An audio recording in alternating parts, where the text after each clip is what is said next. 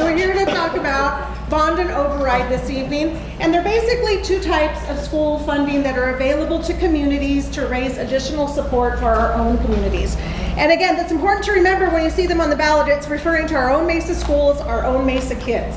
And there's two different types. We're going to talk about both this evening, both the bond and the override. So first, let's move to bond. So first of all, what is it? What have we used them for in the past? And what do we hope to use them for in the future? So we'll just jump right in. First of all, what is it? So public school districts, let's see. I'm going to go back one.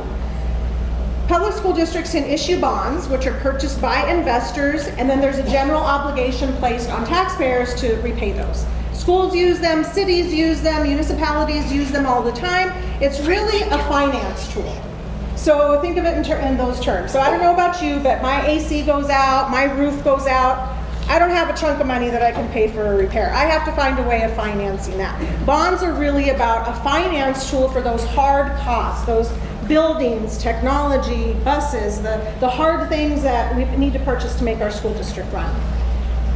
One of the reasons that it's so important when we talk about bonds is that we have received less and less funds for these hard costs over time from the state of Arizona. So that's a graphic that shows how that's declined. So these district additional assistance funds, which they are called DAA, just to give you 1 year as a point of comparison. So in 2017-18, Mesa Public Schools should have received $29.3 million. $29.3 million. That's according to the state's own formula. It's not like something we were asking for. According to their own formula, that's what we should have received.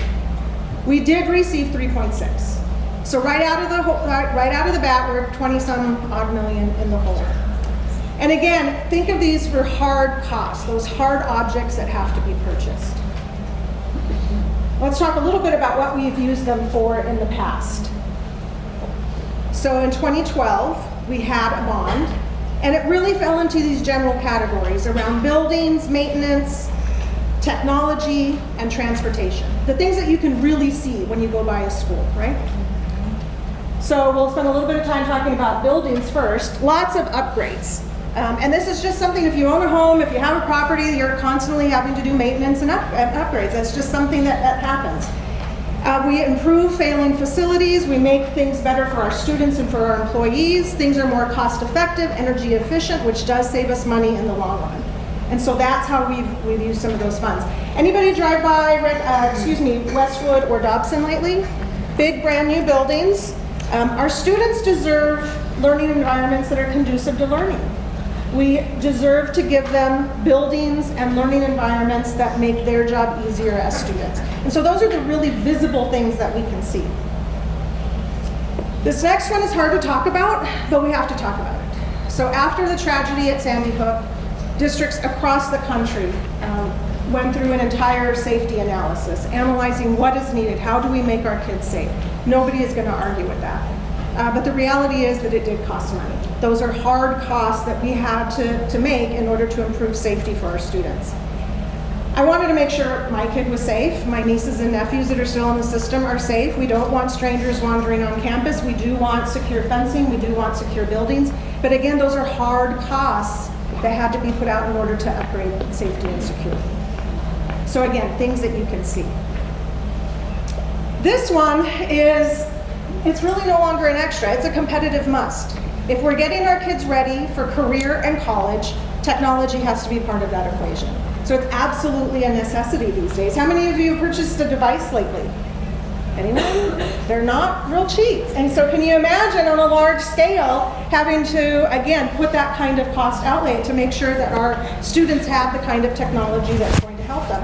Now I have to say our kids use them wisely. So all 6 of our comprehensive high schools went through a phased-in approach. Some of the parents are nodding their heads, so 1 device for every student, right? Nationally, the loss rate, kiddos that lose the technology that they're issued, is between 6 and 10%. In Mesa, we're sitting at about 4.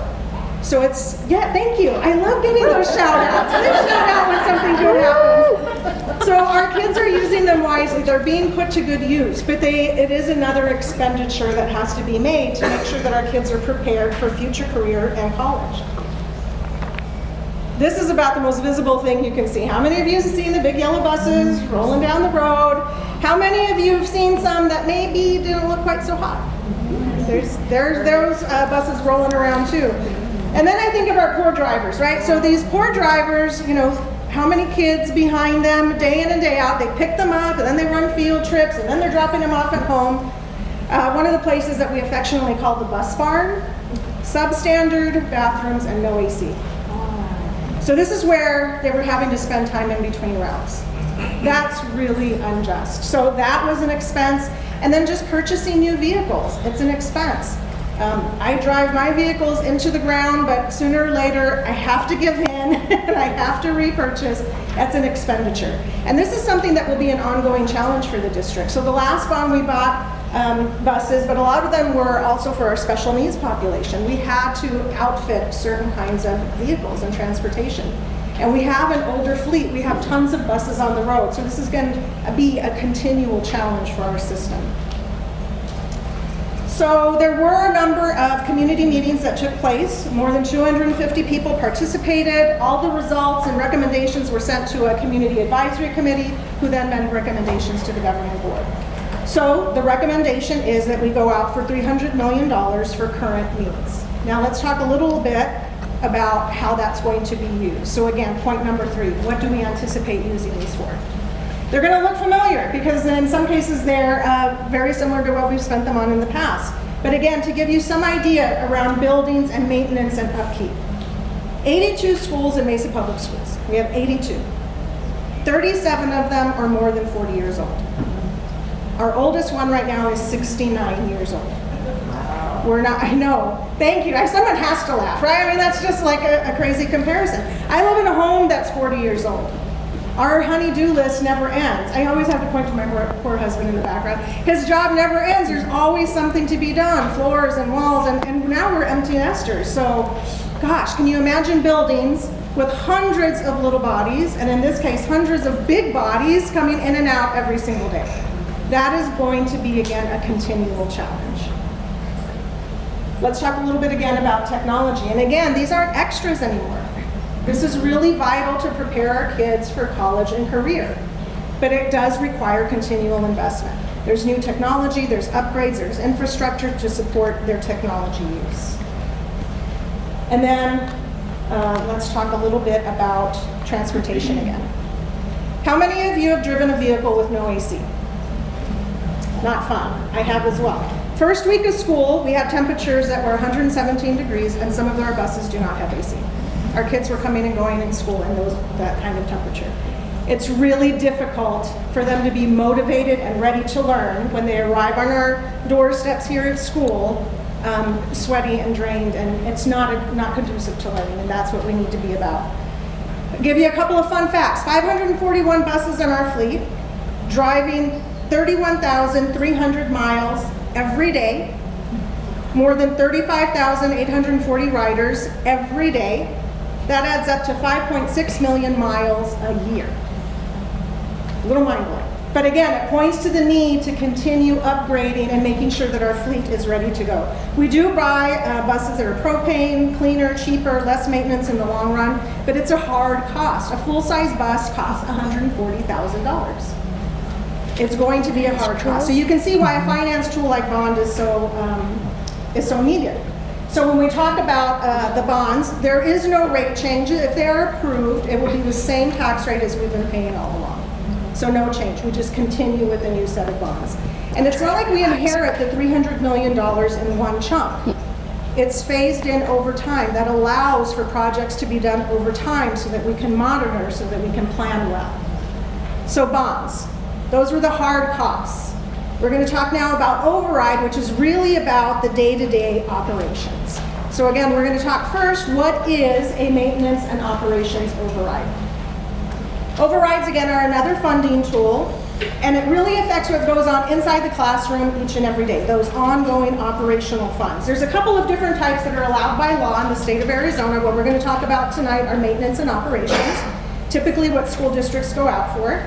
Allowed by state law, district can go out for up to 15% of their budget for maintenance and operations. These are approved over a 7-year term. Districts usually will renew after 4 or 5 years because those last couple of years, if not approved, you have to start cutting that money out of the budget. okay? So again, it's another kind of finance tool. Mesa has had a budget, or excuse me, override in place for 23 years.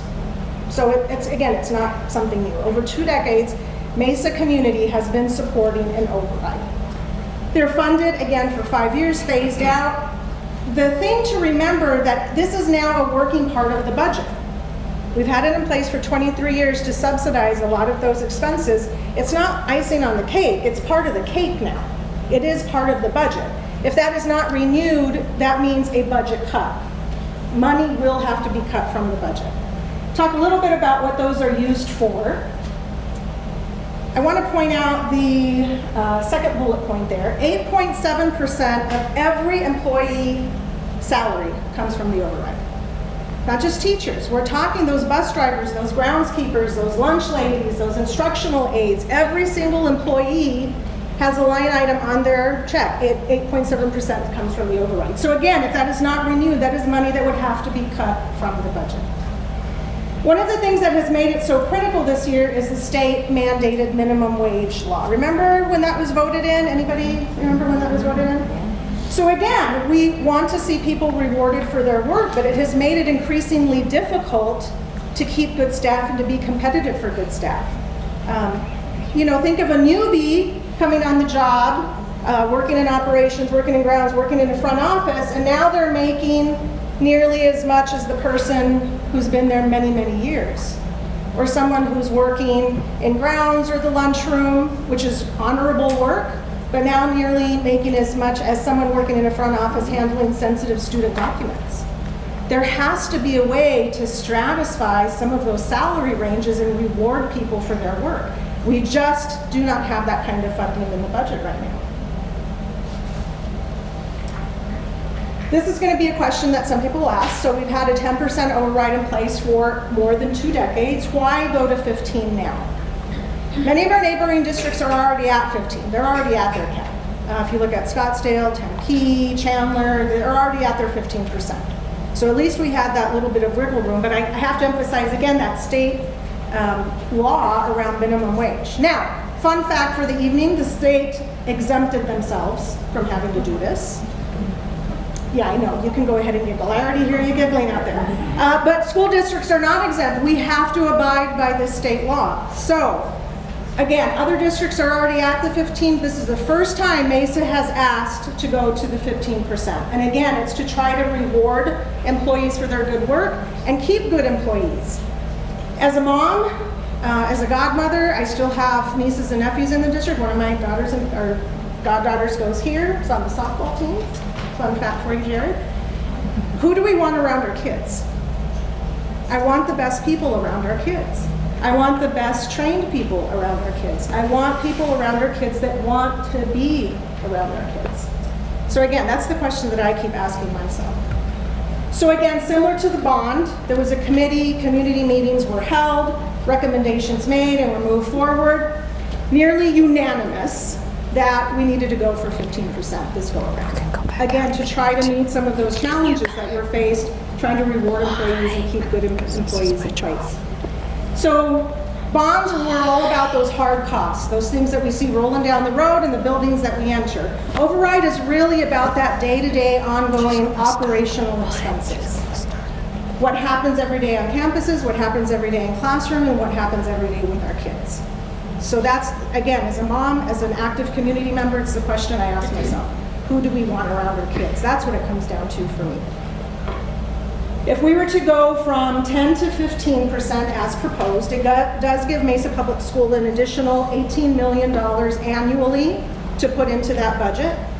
The tax rate would increase from 1.18 to 1.98, still less than 2%, approximately an $8 increase a month. You can compare it to whatever you want to compare it to. Some people have compared it to, Little Caesars Pizza, a latte, whatever floats your boat. There's comparisons that can be made. Again, for the kind of investment we're making into the people that are around our kids every single day, for me, that's well warranted. So, again, we're talking about the people, those ongoing operations day to day. Reminder, Election day is Tuesday, November 6th. I encourage you to visit the Maricopa County Recorder's website. You can find out if you're registered, where your ballot is, where your polling place is, tons of information. It's going to be a crowded ballot. There's a whole lot of issues coming from the state. There's a whole lot of issues here in Mesa even. Please don't forget about those that affect our own Mesa kids and our own Mesa schools. Again, this is a community endeavor. I'll leave you with that this evening. Thank you for your time and attention.